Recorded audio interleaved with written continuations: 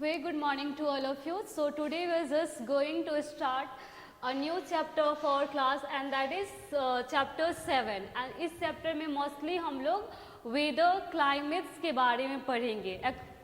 रोज़ हम लोग बोलते हैं कि आज का मौसम थोड़ा ठंडा है, कल का मौसम इसके कंपेयर में कल गर्मी थी, तो ये मौसम ही हमारा क्या होता है, यही हमारा वेदर होता है, ठीक है। और इस चैप्टर में मोस्टली हम लोग इसी पे डिस्कस करेंगे कि वेदर होता क्या है। ऐसे तो जनरल लैंग्वेज में हम लोग बोलते हैं मतलब कि आज ठंडा है, आज ठंडा मौसम है, थोड़ा सा टेम्परेचर ज़्यादा होता है तो बोलते हैं कि गर्मी, आज हॉटनेस मतलब आज जो हमारा वेदर है थोड़ा हॉट है। कभी जो अमाउंट ऑफ वाटर वेपर हमारे इन्वायरमेंट में ज़्यादा हो जाता है तो बोलते हैं कि आज का जो वेदर है वो ह्यूमिड है। ये जनरल लैंग्वेज में हम लोग बोलते हैं, लेकिन आज की इस वीडियो में हम लोग डिटेल्स में कवर करेंगे कि वेदर एक्चुअली में होता क्या है और क्लाइमेट क्या होता है। Got it? तो first of all we actually I have to choose the color. The weather of a place on a particular day compromises the atmospheric condition in that place on a that day. Actually weather का मतलब होता है atmospheric condition किसी particular day का, किसी भी particular day का। For example जो आज का जो एटमोस्फेरिक कंडीशन है, आज का टेम्परेचर हुआ, रैनफॉल हुआ, टेम्परेचर, रैनफॉल, ह्यूमिडिटी, ये सब आज के हमारी एटमॉस्फेरिक कंडीशन है। आज के एटमॉस्फेरिक कंडीशन को ही हम लोग क्या बोलते हैं, वेदर बोलते हैं। और वेदर हर प्लेस का, हर दिन का अलग अलग होता है। फॉर एग्जाम्पल आज का जो बिहार का वेदर है वो टोटली डिफरेंट होगा हमारा राजस्थान के कंपेयर से। वेदर एक टाइम पे अलग अलग प्लेसेस का सेम नहीं होता है, वो डिपेंड करता है उस पार्टिकुलर डे में उस पार्टिकुलर प्लेस का एटमॉस्फेरिक कंडीशन क्या है, वहाँ का टेम्परेचर क्या है, वहाँ का रैनफॉल क्या है, वहाँ का ह्यूमिडिटी क्या है, इस पर डिपेंड करता है। Got it? तो यही चीज़ मैंने यहाँ पे मेंशन किया है कि the weather of a place on a particular day compromises the atmospheric condition in that place on that day. किसी भी पार्टिकुलर प्लेस का, किसी पार्टिकुलर दिन का वेदर क्या होता है तो वहाँ का जो एटमॉस्फेरिक कंडीशन होता है वही उस पार्टिकुलर प्लेस का, उस पार्टिकुलर दिन का हमारा वेदर होता है। Got it? आई थिंक अब आप लोगों को वेदर का मतलब क्लियर हो गया होगा कि वेदर एक्चुअली होता क्या है। फिर देखो, this condition include temperature, rainfall and speed of the wind. Temperature को देख के, रैनफॉल को देख के, विंड की स्पीड को देख के हम वेदर को डिटरमाइन करते हैं कि आज का वेदर हॉट है या फिर कूल है। जैसे फॉर एग्जांपल आज का दिन अगर हम देख रहे हैं तो यहाँ पे विंड का स्पीड भी ज़्यादा है, प्लस टेम्परेचर भी थोड़ा कम है। यस्टरडेज के कंपेयर से आज का टेम्परेचर भी हमारा थोड़ा कम है, विंड की स्पीड हाई है, तो आज वाला जो वेदर है हमारा वो कूल है। लेकिन कल सनलाइट था, सनलाइट की वजह से टेम्परेचर वहाँ पे था और टेम्परेचर की वजह से जो कल का वेदर था वो हॉट वेदर था। लेकिन आज विंड की स्पीड की वजह से, टेम्परेचर की डिक्रीजमेंट की वजह से आज का वेदर हमारा कैसा है, तो आज का वेदर हमारा कूल है। Got it? तो यही चीज़ यहाँ पे मेंशन किया गया है कि वेदर किस किस चीज़ को इंक्लूड करता है, वेदर को कौन कौन से फैक्टर डिटरमाइन करता है। तो फर्स्ट ऑफ ऑल तो हमारा टेम्परेचर डिटरमाइन करता है कि वेदर कैसा रहेगा, सेकेंड रैनफॉल करता है और थर्ड हमारा क्या करता है, ह्यूमिडिटी। अब मैम ये ह्यूमिडिटी क्या होती है, तो ये हम लोग आगे देखेंगे, डिटेल्स में देखेंगे कि ह्यूमिडिटी क्या होती है, ह्यूमिडिटी को हम लोग किस चीज़ के हेल्प से मेज़र करते हैं, रिलेटिव ह्यूमिडिटी क्या होती है, ये सब हम लोग आगे कवर करेंगे। Got it? फिर देखो, it mentions maximum and minimum temperature, humidity and rainfall. और वेदर से हमें पता चल जाता है, जैसे कि हम लोग मैक्सिमम वेदर और मिनिमम वेदर ऐसे करके निकालते हैं। अगर आपने कभी न्यूज़ देखा होगा तो न्यूज़ में जब ज़्यादा गर्मी होती है, गर्मी समर के टाइम में, तो अलग अलग प्लेसेस का, जैसे फॉर एग्जांपल अलग particular places, for example Patna का, कोलकाता, ऐसे अलग अलग प्लेसेस का हमें मैक्सिमा और मिनिमा वेदर बताता है पर डे का। जैसे मैक्सिमम टेम्परेचर वहाँ पे आज 35 डिग्री सेल्सियस हो सकता है और मिनिमम टेम्परेचर वहाँ पे 17 डिग्री सेल्सियस हो सकता है। ये सारा चीज़ हम लोगों को उस उस रिपोर्ट के थ्रू, न्यूज़ के थ्रू हमें मिलता है। तो वो मैक्सिमा और मिनिमा टेम्परेचर को मेज़र कौन करता है? तो इसको मेज़र करता है मैक्सिमा मिनिमा थर्मोमीटर के हेल्प से। हम किसी भी पार्टिकुलर डे के किसी पार्टिकुलर प्लेस पे किसी पार्टिकुलर डे का मैक्सिमा और मिनिमा टेम्परेचर निकाल लेते हैं, टेम्परेचर रिकॉर्ड कर लेते हैं। Got it? Next slide we have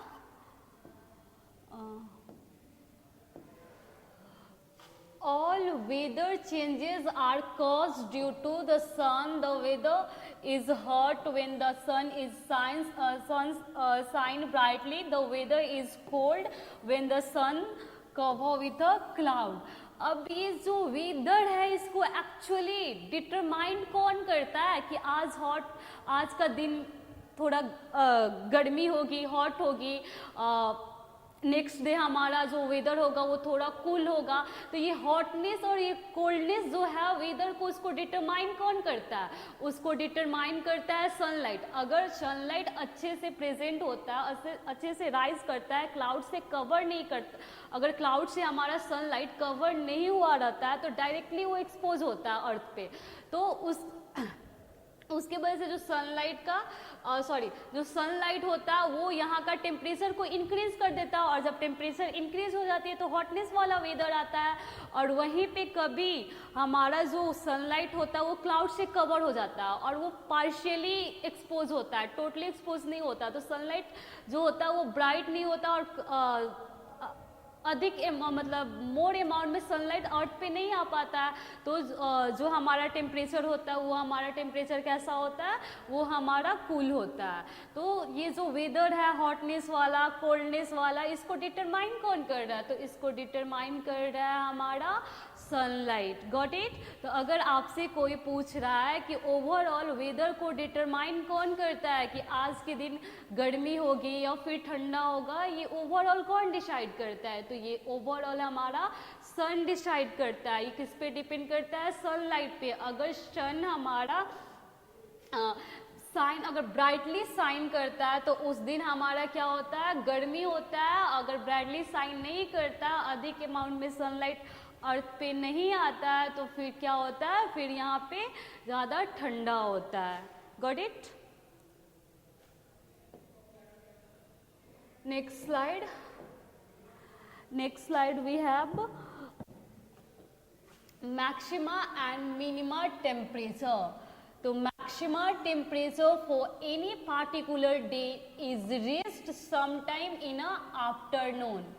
क्या बोल रहा है कि जो आप मैक्सिमा और मिनिमा टेम्परेचर निकाल रहे हो पर डे का, तो अगर हम ओवरऑल डे में देखेंगे तो मैक्सिमम टेम्परेचर कब इंक्रीज होता है? तो ये तो कॉमन सेंस वाली बात है, हम सबको पता है कि जो अगर हम आफ्टरनून यानी मिड डे में देखते हैं तो सनलाइट जो होता है वो बहुत ब्राइटली शाइन करता है, बहुत ज़्यादा अमाउंट में सनलाइट अर्थ पे आता है और मतलब बहुत ब्राइटली शाइन करता है। इस वजह से क्या होता है कि टेम्परेचर इंक्रीज हो जाता है। तो आफ्टरनून में हमारा टेम्परेचर का पर डे का जो टेम्परेचर होता है उसका मैक्सिमम वैल्यू हमारा आफ्टरनून में आता है। Got it? और वही अगर फिर हम रात में देखेंगे, नाइट के टाइम में देखेंगे तो सनसेट हो जाता है। सनसेट होने की वजह से सनलाइट नहीं आ पाता, और सनलाइट नहीं आता है तो टेम्परेचर इंक्रीज नहीं होता, इट मीन्स टेम्परेचर डिक्रीज हो जाता है। तो रात में हमारा कैसा होता है? रात में हमें मिनिमम टेम्परेचर मिलता है, और दिन के टाइम, दिन में जो मिड डे होता है आफ्टरनून के टाइमिंग में, उस टाइम में हमें मैक्सिमम टेम्परेचर मिलता है। तो अब आप लोगों को पता चल गया होगा कि मैम जो हम मैक्सिमम और मिनिमम टेम्परेचर पर डे का देख रहे हैं, तो मैक्सिमम टेम्परेचर का वैल्यू हमें कब मिलता है? तो मैक्सिमम टेम्परेचर का वैल्यू हमें आफ्टरनून में मिलता है, मिड डे में मिलता है। और मिनिमम टेम्परेचर का वैल्यू हमें कब मिलता है? तो वो हमें नाइट के टाइम मिलता है। Got it? यही चीज यहाँ पे भी मेंशन किया गया है कि it becomes coolest sometime around dawn when the minimum temperature is reached. और जब मिनिमम टेम्परेचर हो जाता है उस टाइम में कूल होता है, और ठंडा हमें ज़्यादातर कब होती है? अगर पर डे देखेंगे तो जो कोल्डनेस होता है वो हमारा कब आता है? तो वो हमारा रात के टाइम में आता है। तो रात के टाइम में हमें मिनिमम टेम्परेचर का वैल्यू मिलता है, और मिड डे में हमें मैक्सिमम टेम्परेचर का वैल्यू मिलता है, गॉट इट। और इसको हम लोग मेज़र कैसे कर सकते हैं, तो इसको मेज़र हम लोग मैक्सिमा और मिनिमा थर्मोमीटर को यूज़ करके कर सकते हैं। तो ये चीज़ यहाँ पे भी मेंशन है कि maxima and minimum temperature can be recorded.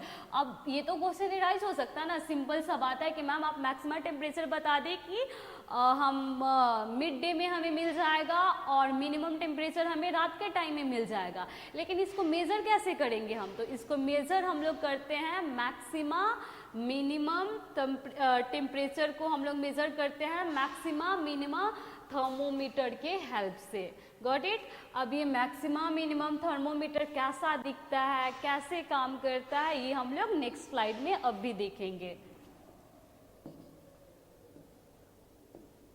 ये देख लो आप लोग, ये हमारा क्या है, यही हमारा मैक्सिमा मिनिमा थर्मोमीटर है। क्या है, मैक्सिमा मिनिमा थर्मोमीटर। इसी थर्मोमीटर को यूज करके हम लोग पर डे का मैक्सिमम और मिनिमम टेम्परेचर को मेजर कर सकते हैं, गॉट इट।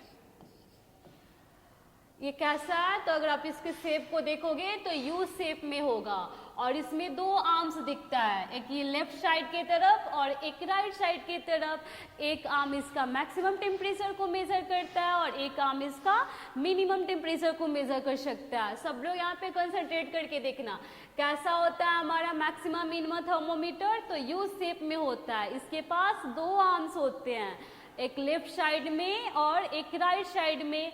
लेफ्ट साइड वाले राइट साइड एक आर्म अगर हमारा मैक्सिमम टेम्परेचर को मेजर करेगा तो अदर आर्म जो होगा वो हमारा मिनिमम टेम्परेचर को मेजर करेगा, गॉट इट।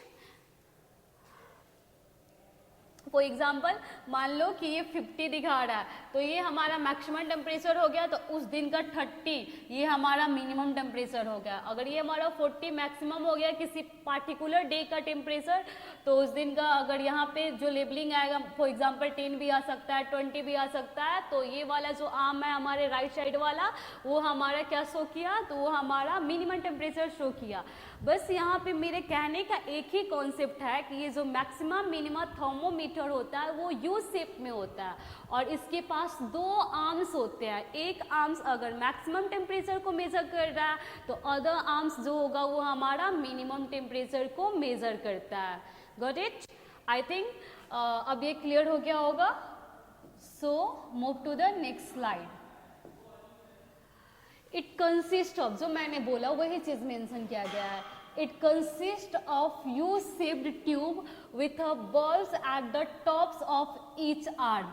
ये कैसा होता है, तो यू शेप्ड का होता है और इसके पास दो आर्म्स होते हैं और हर आर्म्स के पास एक बल्ब जैसा स्ट्रक्चर भी प्रेजेंट होता है, got it. One arm measure maximum temperature and other arms measure minimum temperature। एक आर्म्स हमारा मैक्सिमम टेम्परेचर को मेजर करता है और एक आर्म्स मिनिमम टेम्परेचर को। जैसे मान लो कि आज अगर हमारा मैक्सिमम टेम्परेचर 25 हो सकता है और मिनिमम टेम्परेचर मान लो 17 डिग्री सेल्सियस भी हो सकता है, तो मैक्सिमम को एक आर्म करेगा मेजर और मिनिमम टेम्परेचर को एक आर्म्स करेगा measure, got it. So move to the next slide. It is interesting to note that first of all I have to change the color because ये जो हमारा background color है वो भी रेड ही है। It is interesting to note that the maximum and minimum temperature in cities are higher than the surrounding areas, rural areas and forest. This is because it have a higher population and more number of peoples and house and less number of trees। यहाँ पे क्या बोला गया है कि बहुत ही ज़्यादा interesting है ये चीज़ नोटिस करना कि अगर आप सिटीज़ एरियाज़ में विजिट करने के लिए जा रहे हो या फिर आप सिटीज़ एरियाज़ में रहते हो, तो वहाँ पे अगर हम जाके देखेंगे तो वहाँ पे गर्मी भी ज़्यादा होता है और ठंडा भी ज़्यादा होता है। अगर रूरल एरियाज़ जो गांव वाला एरियाज़ होता है या फिर फॉरेस्ट होता है उसके कंपेयर उससे अगर हम लोग सिटीज़ एरियाज़ को कंपेयर करेंगे तो सिटीज़ एरियाज़ में हमें ठंडा भी ज़्यादा पड़ता है वहाँ पे और गर्मी भी ज़्यादा पड़ता है वहाँ पे। क्यों? क्योंकि सिटीज़ एरियाज में बहुत ज़्यादा क्राउड होता है, बहुत ज़्यादा हाउसेस होते हैं, मोर नंबर ऑफ पीपल्स वहाँ पे रहते हैं, प्लस उसकी वजह से बहुत सारे ये पोल्यूशंस होते हैं। वो सारे चीज़ों की वजह से, ये सारे फैक्टर्स की वजह से वहाँ पे गर्मी भी ज़्यादा पड़ता है और वहाँ पे ठंडा भी ज़्यादा पड़ता है। इसलिए अगर अच्छे से हेल्दी रहना है तो गाँव में रहना। गाँव का इन्वायरमेंट बहुत अच्छा होता है क्योंकि यहाँ पे इतना ज़्यादा क्राउड नहीं है, इतना ज़्यादा एडवांस नहीं है, हम लोग इतना ज़्यादा व्हीकल्स, कार्स ये सब यूज़ नहीं होता है, तो पोल्यूशन ज़्यादा नहीं होता है। प्लस यहाँ पे जो नंबर ऑफ पीपल्स होते हैं वो भी लेस होते हैं as compare to cities areas. तो यहाँ का जो इन्वायरमेंट होता है वो सिटीज़ एरियाज़ के इन्वायरमेंट से ज़्यादा क्लीन होता है। इसीलिए अगर हेल्दी रहना होता है तो सब लोग यही प्रेफर करता है कि वो रूरल एरियाज़ में, गांव में रहें, ठीक है। क्योंकि सिटीज़ एरियाज़ में पोल्यूशन की वजह से, ज़्यादा लोगों की वजह से, ज़्यादा ये रोज़ रोज़ नया नया बिल्डिंग का कंस्ट्रक्शन होता है, फॉरेस्ट डिफोरेस्टेशन होता है, वो सारा फैक्टर्स की वजह से वहाँ का इन्वायरमेंट पोल्यूटेड हो जाता है। और इस वजह से अगर ठंडा में भी आप जाओगे तो वहाँ पे ज़्यादा ठंडा मिलेगा, अगर गर्मी में भी जाओगे तो वहाँ पे ज़्यादा गर्मी मिलेगा हमारे रूरल एरियाज़ और फॉरेस्ट के कंपेयर में। Got it? अब हम पढ़ेंगे कि ह्यूमिडिटी क्या होता है। फर्स्ट टाइम जब हम वेदर पढ़ रहे थे वहाँ पे भी हम पढ़े थे कि वेदर को डिटरमाइन कौन करता है, तो टेम्परेचर करता है, रैनफॉल करता है, ह्यूमिडिटी करता है। तो टेम्परेचर तो हमें पता है, क्लास 7 में 4th चैप्टर में ही हम लोग पढ़े हैं हीट और टेम्परेचर। रैनफॉल भी हमें पता है, बट हम लोग टोटली अननोन है इस टर्म से कि ह्यूमिडिटी क्या होता है। तो अब हम लोग पढ़ेंगे कि ह्यूमिडिटी क्या होता है, ठीक है। तो देखो, the amount of water vapour present in a air is called humidity. ये जो हमारा एटमॉस्फेयर है, जो एयर है, इसमें कितना अमाउंट में वाटर वेपर प्रेजेंट है, इसी को हम लोग ह्यूमिडिटी बोलते हैं। फॉर एग्जाम्पल, सिंपल सा बात है, अगर घर में कपड़ा वॉश होता है तो उसको ड्राई करने के लिए, उसे सुखाने के लिए हम लोग सनलाइट में उसको एक्सपोज करते हैं ना। जैसे सनलाइट में हम उसको एक्सपोज करते हैं, सन के लाइट को एब्जॉर्ब करके वो वाटर वेपर के फॉर्म में कन्वर्ट होके कपड़े से बाहर निकल जाता है और कपड़ा हमारा सूख जाता है, ऐसा होता है ना।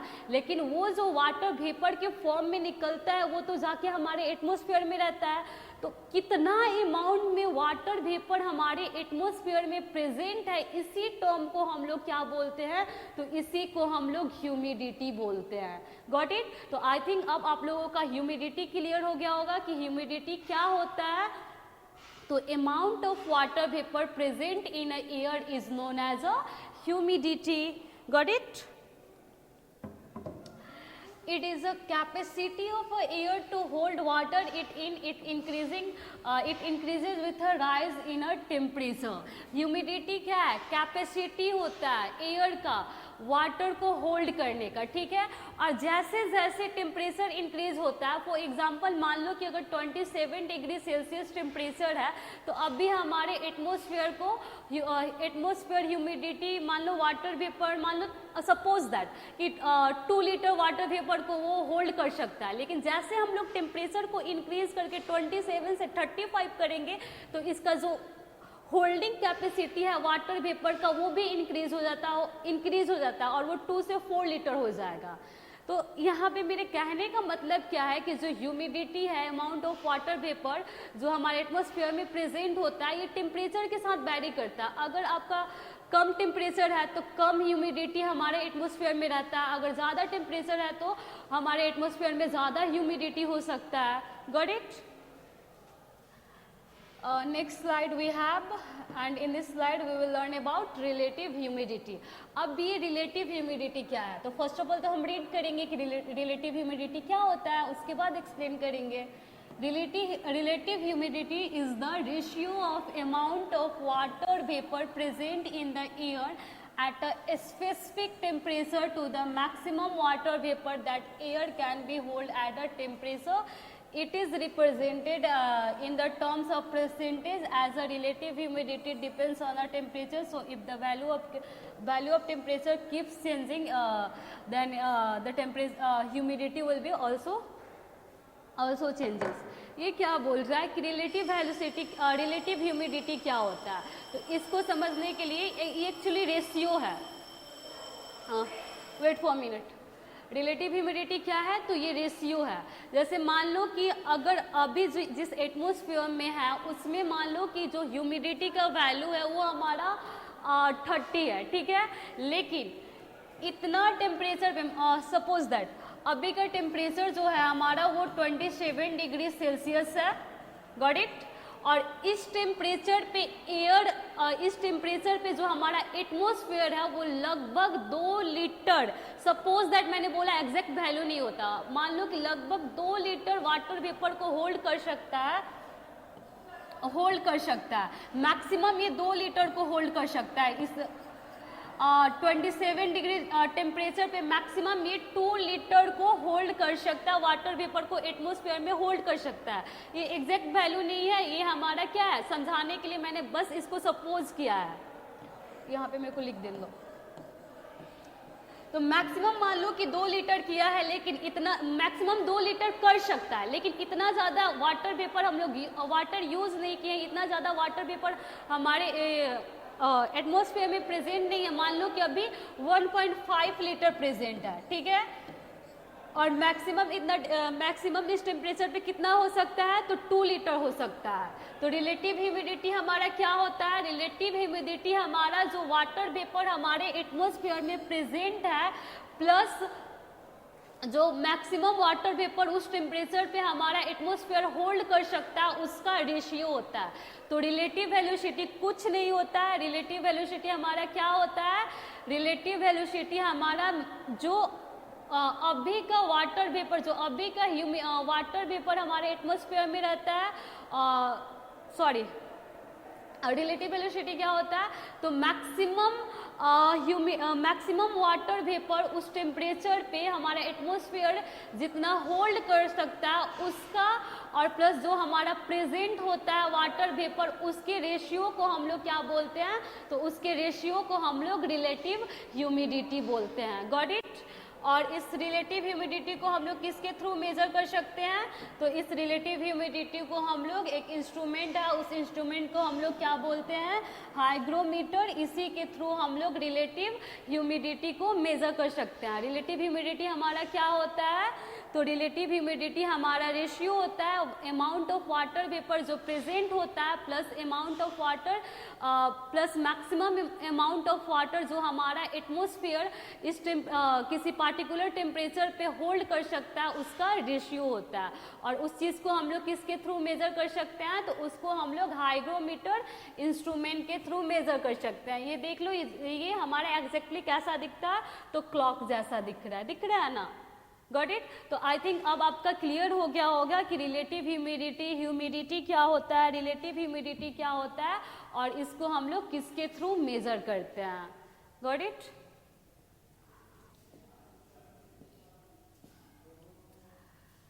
Next slide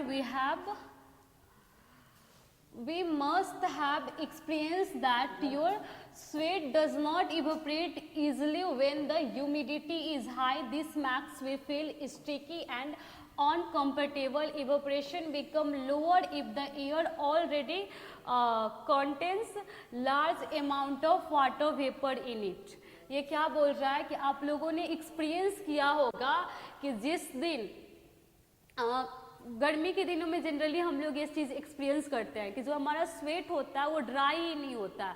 तो क्यों ड्राई नहीं होता है, जब हमारा जो वेदर होता है अगर ह्यूमिड होता है, ह्यूमिड का मतलब ऑलरेडी हमारे एटमॉस्फेयर में ज़्यादा अमाउंट में वाटर वेपर प्रेजेंट होता है, तो उस टाइम में हमारा जो स्वेट होता है वो हमारा इवोपरेट नहीं हो पाता है, क्योंकि ऑलरेडी एटमॉस्फेयर में वाटर का जो लेवल है वो हाई है। तो फिर तो इवोपरेट होना डिफिकल्ट है ना, क्योंकि पहले से ही लेवल हाई है। अगर कमी रहता, अगर कहीं पे लैकनेस होता है तो वहाँ पे फुलफिल किया जाता है, लेकिन एटमॉस्फेयर में ऑलरेडी जो वाटर वेपर का अमाउंट है वो ज़्यादा है, तो उस टाइम में हमारा स्वेट हमारा जो होता है वो इवोपरेट नहीं होता और हम लोग बहुत स्टिकी चिपचिपा टाइप का फील होता है, स्टिकी स्टिकी फील होता है। और अनकंफर्टेबल फील होता है कब होता है, जब ह्यूमिड कंडीशन होता है, यानी अमाउंट ऑफ वाटर वेपर हमारे एटमॉस्फेयर में ऑलरेडी ज़्यादा होता है, तो हमारा जो स्वेट होता है वो हमारा ड्राई नहीं हो पाता है और हमें स्टिकी और अनकंफर्टेबल फील होता है, ठीक है। और becomes lower if the air already contains large amount of water vapor। और ये कब हमारा स्वेट ड्राई नहीं होता है, जब हमारा जो हमारा वेदर का कंडीशन ह्यूमिड होता है, ज़्यादा ह्यूमिड होता है। इट मीन्स हमारे एटमॉस्फेयर में ऑलरेडी जो अमाउंट ऑफ वाटर वेपर है वो ज़्यादा प्रेजेंट है, तो फिर हमारा जो स्वेट होता है वो ड्राई नहीं हो पाता, हम स्टिकी और अनकंफर्टेबल फील करते हैं। ये सबने देखा होगा गर्मी के दिन में, जिस दिन ह्यूमिड, जिसे हम लोग हिंदी में आई थिंक उष्ण, सॉरी याद नहीं आ रहा मेरे को, लेकिन ह्यूमिड मतलब क्या होता है, तो अमाउंट ऑफ वाटर वेपर ज़्यादा प्रेजेंट होता है। उमस, हाँ हिंदी में उसे हम लोग क्या बोलते हैं, हिंदी में हम लोग उसे उमस बोलते हैं। तो उस दिन में आप लोग देखना कि अगर पसीना होता भी है तो सूखता नहीं है, क्योंकि उमस का मतलब क्या है, humidity. Already amount of water vapour हमारे इन्वायरमेंट में ज़्यादा है, तो फिर स्वेट ड्राई नहीं हो पाता और स्टिकी और अनकंफर्टेबल हमें फील होता है। Got it? Next slide. Rainfall occurs when there is a high humidity in the air and there is a sudden drop in the temperature। कभी कभी बारिश आ जाता है, तो बारिश कब आता है, जिस दिन ज़्यादा ये उमस होता है उस दिन हम लोग पता कर लेते हैं कि भाई आज तो बारिश आने वाला है। क्यों? क्योंकि बारिश हमारा तभी आता है जब हमारा ह्यूमिडिटी यानी जो उमस का लेवल होता है वो हमारा हाई हो जाता है और सडन डिक्रीज, अचानक से टेम्परेचर में डिक्रीजमेंट आ जाती है और हमारा ह्यूमिडिटी जब हाई होता है उसी टाइम में हमारा रेनफॉल होता है। मतलब बारिश कब होता है, तो बारिश जब ज़्यादा ह्यूमिडिटी होती है और सडन टेम्परेचर की डिक्रीजमेंट हो जाती है, तो उस कंडीशन में हमारा बारिश होता है। Got it? और इस रैनफॉल को हम लोग किसके थ्रू मेजर कर सकते हैं, तो रैनफॉल को मेजर करने वाला एक इंस्ट्रूमेंट है, इसको हम लोग क्या बोलते हैं, रैनग्योग। इसी के थ्रू हम लोग रैनफॉल को मेजर कर सकते हैं। और रैनफॉल को हम लोग किस में मेजर करते हैं, सेंटीमीटर में, माइक्रोमीटर में, मिलीमीटर में, मीटर में। तो रैनफॉल को हम लोग किसके थ्रू मेजर करते हैं, तो रैनफॉल को हम लोग मिलीमीटर में मेजर करते हैं। तो जब आपका ह्यूमिडिटी हाई होता है, टेम्परेचर कम होता है, तो उस टाइम में हमारा बारिश आने लगता है। ओके, उस टाइम में बारिश आने लगती है। और इसको किसके थ्रू मेजर कर सकते हैं, तो रैनग्योग, और किस में, तो मिलीमीटर में। Got it? नेक्स्ट क्या है, climate. Okay, we have a time.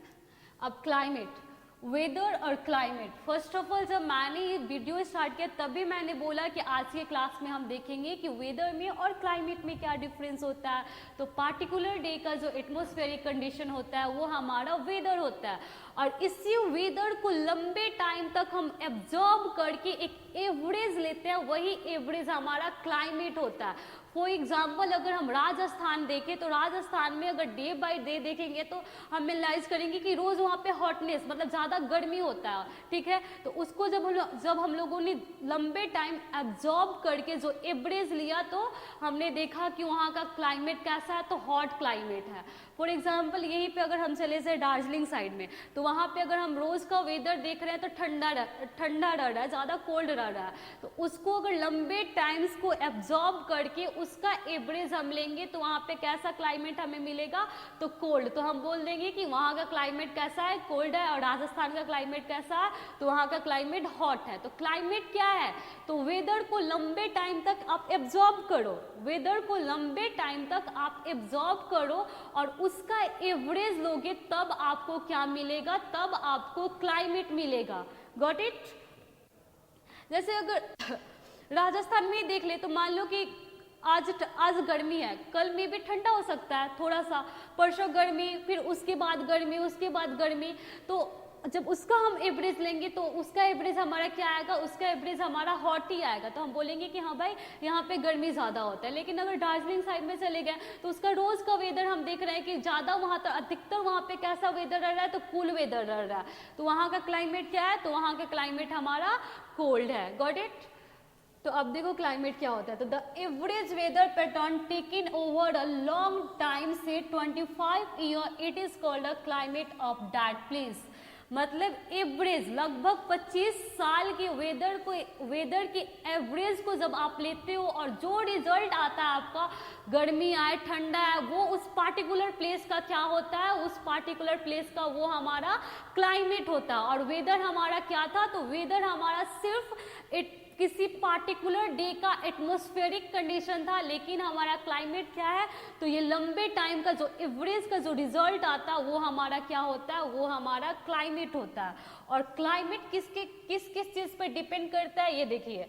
The factor that determines the climate of a place are follows. कौन कौन सा फैक्टर हमारा क्लाइमेट डिटरमाइन करता है, तो फर्स्ट डिस्टेंस फ्रॉम द सी। जैसे कि आप कोस्टल एरियाज पे हो, सी के पास में होगे, तो वहाँ का जो वेदर होता है वो हमारा कैसा होता है, वो मॉडरेट होता है। ठीक है, ना ज़्यादा गर्मी होता है और ना ज़्यादा हमारा ठंडा होता है।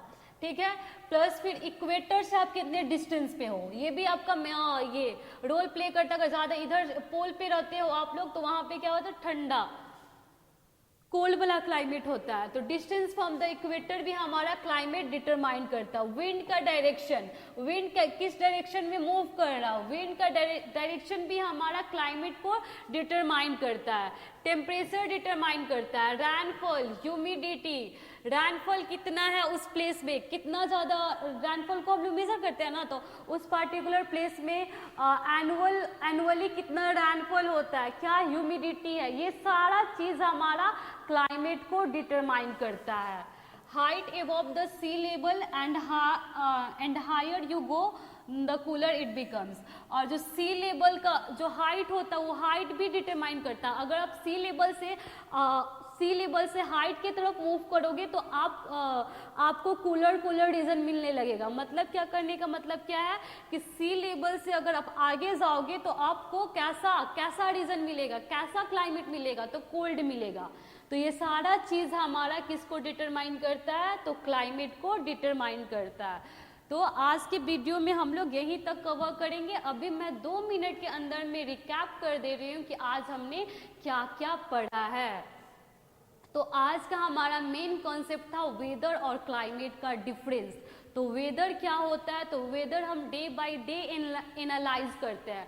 किसी भी डे का जो पार्टिकुलरली एटमॉस्फेरिक कंडीशन होता है, उस दिन का रैनफॉल, उस दिन का ह्यूमिडिटी, उस दिन का टेम्परेचर, ये सारा चीज़ हमारा क्या डिटरमाइन करता है, तो ये सारा चीज़ हमारा वेदर डिटरमाइन करता है।